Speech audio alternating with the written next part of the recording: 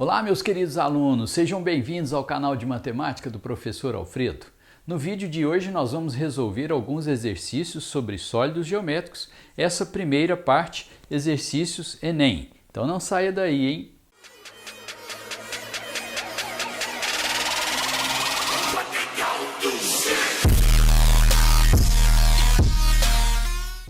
Esse exercício número 1 é um exercício mais antigo do Enem. Eu vou ler o enunciado e depois nós vamos partir para a solução. Nas ilustrações a seguir estão representados três sólidos de bases circulares, todos com raios iguais e mesma altura. Considere as medidas dos raios iguais às medidas das alturas, em centímetros. As massas específicas de 5 substâncias, 3 das quais foram empregadas na construção desses sólidos, estão indicadas nessa tabela. Admita que os sólidos tenham a mesma massa e que cada um tenha sido construído com apenas uma destas substâncias. De acordo com esses dados, a semi-esfera foi construída com qual dessas substâncias? Então o exercício diz que eles têm mesmo raio e a mesma altura, e essa altura é igual ao próprio raio dos sólidos. Nós teremos que calcular os seus volumes. Então eu estou chamando de V1 o volume da semi-esfera. Lembrar que é uma semi-esfera, é a metade. Então aqui você teria meio do volume da esfera, que é 4/3 de πr3. V2 seria o volume do cilindro. Sabemos que a área da base vezes a altura. A área da base é πr2 vezes a altura do cilindro, que é r. E depois V3, o volume do cone. Sabemos que é 1/3 da área da base vezes a altura. Então seria 1/3 da área da base, que é πr2 vezes a altura, que é r. Aqui nós podemos simplificar. Então chegamos à conclusão que esse volume vai dar 2/3 de πr3.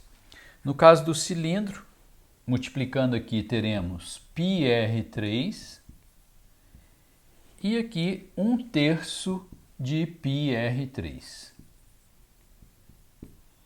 Como eu quero comparar esses três volumes, então eu posso abandonar o πr3, que aparece nos três. Então, nós vamos considerar aqui apenas o coeficiente 2/3. Aqui o coeficiente seria 1 e aqui o coeficiente seria 1/3. E para a gente não mexer com frações, nós vamos multiplicar todos esses volumes por 3. Bom, então aqui, multiplicando isso por 3, teremos 2, aqui 3 e aqui 1.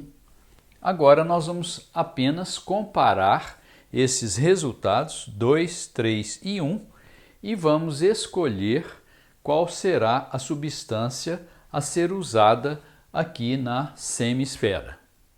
Nós sabemos que a densidade ou massa específica é a massa sobre o volume.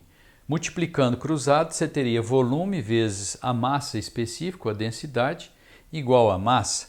E o exercício fala que eles têm a mesma massa, os três sólidos.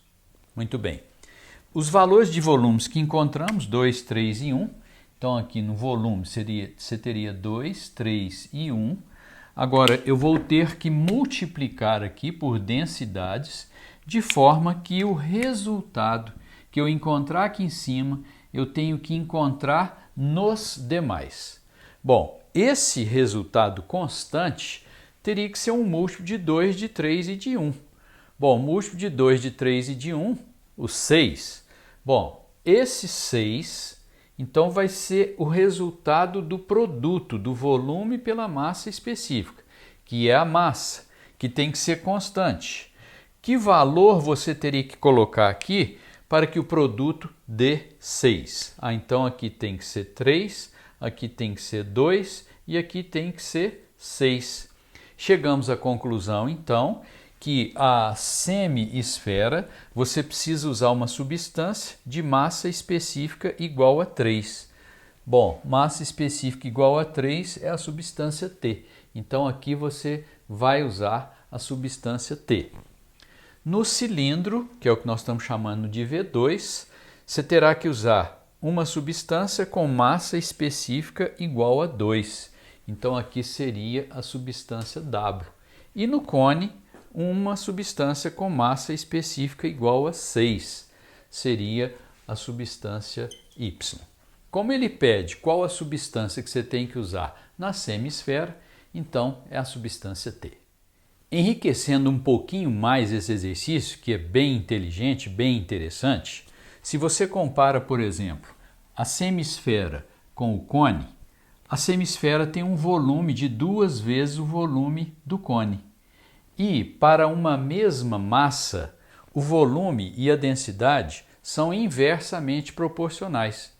Então, se aqui o volume é o dobro desse, aqui eu tenho que usar uma massa específica que seja a metade da massa específica aqui. Realmente, aqui eu usei a massa específica igual a 3 e aqui massa específica igual a 6, para que o produto se mantenha constante. A questão que vamos resolver agora é uma questão que caiu no ano de 2010, número 151, mesma numeração para os 4 cadernos. Diz o seguinte: Dona Maria, diarista na casa da família Teixeira, precisa fazer café para servir às 20 pessoas que se encontram numa reunião. Para fazer o café, ela dispõe de uma leiteira cilíndrica e copinhos plásticos também cilíndricos. Com o objetivo de não desperdiçar café, a diarista deseja colocar a quantidade mínima de água na leiteira para encher os 20 copinhos pela metade. Para que isso ocorra, a Dona Maria deverá. Eu sempre defendi que prova do Enem não tem conta, e essa aqui é uma prova disso. Você vai poder constatar. Bom, eu vou calcular o volume do copinho e o volume da leiteira. O volume do copinho, o volume do cilindro, é a área da base vezes a altura. Agora, quando você compara o copinho com a leiteira, o diâmetro da leiteira é o dobro do diâmetro do copinho. Então o raio também é o dobro. E quando você dobra o raio, a área quadruplica. Então isso quer dizer que essa área da base ela foi multiplicada por 4. E se você compara a altura da leiteira com a altura do copinho, a altura da leiteira é 5 vezes a altura do copinho. Então essa altura aqui ela foi multiplicada por 5. Então o volume da leiteira ficará multiplicado por 20, que é 4 vezes 5. Então seria 20 vezes a área da base vezes a altura. Chegamos à conclusão, então, que o volume da leiteira corresponde a 20 copinhos. Como ela fala que os copinhos deverão estar pela metade, todos eles, então você vai colocar também a leiteira pela metade. Simples assim, sem conta nenhuma. Era só você olhar lá nas alternativas, a resposta correta está na letra A, ok? A questão que vamos resolver agora caiu no Enem de 2014, a numeração está aí para depois você dar uma conferida. Nós vamos dar uma lida na questão. Uma lata de tinta com formato de paralelepípedo retangular reto tem as dimensões em centímetros mostradas na figura. Será produzida uma nova lata com os mesmos formato e volume, isso é importante, de tal modo que as dimensões de sua base sejam 25% maiores que as da lata atual. Para obter a altura da nova lata, a altura da lata atual deve ser reduzida em... Antes de resolvermos a questão propriamente dita, vamos dar uma repassada lá nos juros e descontos compostos, onde nós mostramos nos nossos vídeos anteriores que nós usamos essa relação, fator multiplicativo 1 vezes o fator multiplicativo 2 igual ao fator multiplicativo resultante. E o que vem a ser esse fator multiplicativo? Quando eu tenho uma taxa de juros de 10%, o FM correspondente é 1,1. Como que eu faço? Eu pego 100 mais a taxa, 100 mais 10, 110%, o que equivale ao decimal 1,1. Então, quando eu vou calcular dois acréscimos de 10%, um sobre o outro, eu faço 1,1 vezes 1,1, o resultado é 1,21. Esse 1,21 é o fator multiplicativo resultante, corresponde a um aumento de 21%. Da mesma forma, se você quer calcular dois descontos de 20%, um sobre o outro, nós usamos aqui 0,8 vezes 0,8, isso aqui dá 0,64. 0,64 de fator multiplicativo resultante, isso aqui corresponde a uma redução de 36%. Então, se uma mercadoria custava 100, ela caiu para 64, ou caiu em 36%. Mais uma questão do Enem, sem nenhuma conta, eu vou te mostrar por quê. O exercício fala que o volume dessa lata de tinta deverá permanecer constante. E o volume é dado pela área da base vezes a altura. Produto constante, grandezas inversamente proporcionais. Vai aumentar a área da base, deverá diminuir a altura. Aliás, essa é a pergunta do exercício. E ele fala que as dimensões da base deverão ser 25% maiores. Você calcular 25% de 24 é simples. 25% corresponde a 1/4. 1/4 de 24 é 6. Então seria você passar aqui para 30, aqui também para 30 e calcular a nova altura para que o volume fique constante. E depois verificar a variação percentual dessa altura. Eu vou te mostrar que tem um jeito bem mais simples e você não terá que fazer conta nenhuma.